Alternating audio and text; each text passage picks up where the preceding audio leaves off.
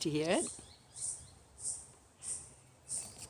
One of the things I've really enjoyed being back in Australia is the birds. They're just absolutely magnificent. I don't know if you can hear them. I hope you can. I used to love the little bird chorus when we were living in the village in the Philippines. You'd think there'd be more jungle birds, but actually we didn't see or hear them much. But just before dawn or around dawn, the little birdie chorus of tiny little birds would just be so lovely, and I looked forward to it every day. But God's compensated for sure, because we have so many absolutely magnificent birds here in Australia with their unique calls. One of these days I'll get the kookaburra for my American friends. Oh.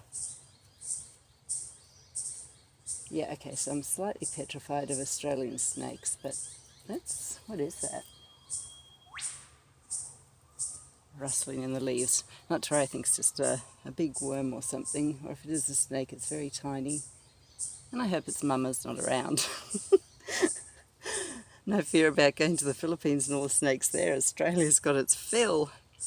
Anywho, one of the other things I've loved is the ability to go on just so many walks. We're so blessed in this little part of the country we live in. I can walk on the beach, I can walk by the lake, and near our house, this is one of my favourite walks, just up the hill behind. When we were in the village, I wasn't able to go walking outside for a variety of reasons, and I missed my walks.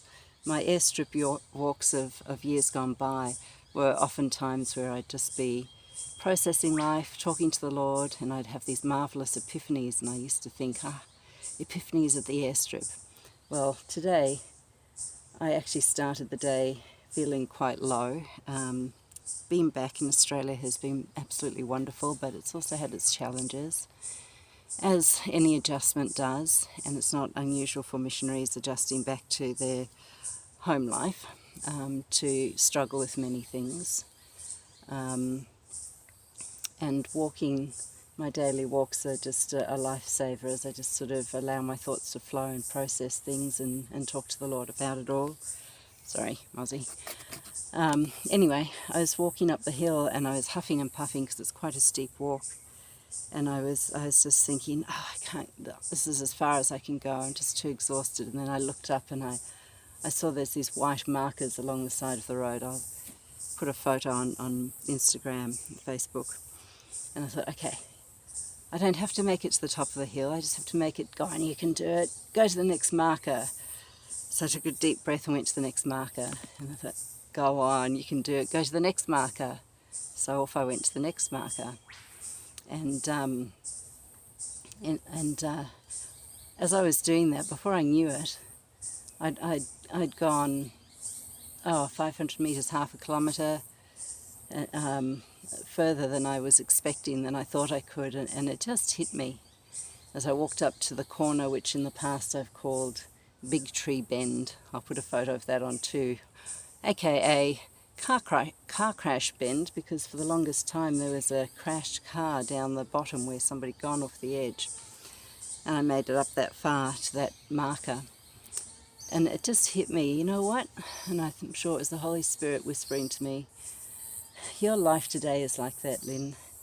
You don't have to make it to the top. You don't have to make it to next year, to when you get back to the Philippines, to whatever the goal is. All you have to do is get to the next marker, and for me that marker is today. I just have to, and it's not just a struggle through, well, yeah, there will be struggles, but it's just focusing on now and today. Yes, the far off goal is always in mind, but for now I can trust God to give me the strength to get me to the next marker. And that was such an encouragement to me, just to not be overwhelmed is a big thing.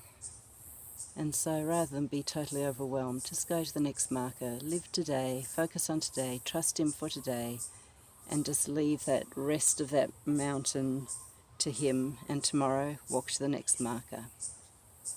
Sending love your way. Bye.